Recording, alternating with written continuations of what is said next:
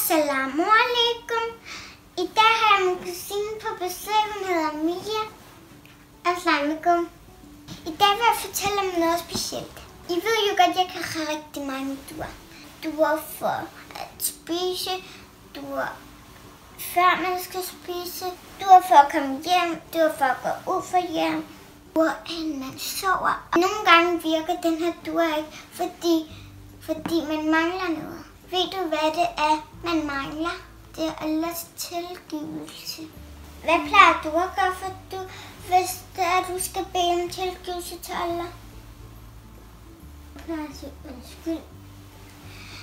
Det er rigtigt. Det kan man også sige, Mia. Jeg kan også en dur. Og det vil jeg recitere nu.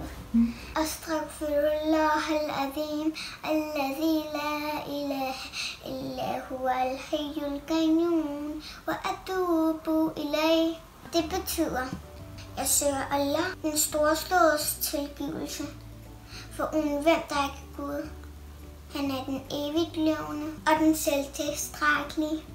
Og jeg vender mig til ham i armer.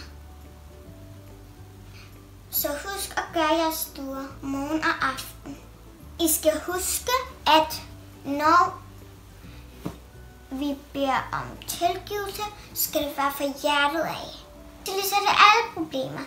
Lige meget hvad for det er. Og Allah vil gøre alt godt for en.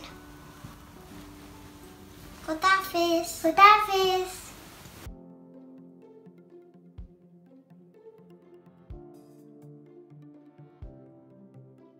Jeg håber, at I kunne lide min video, og jeg glæder mig til at se jer næste gang. I må gerne like os og følge os. Godafis.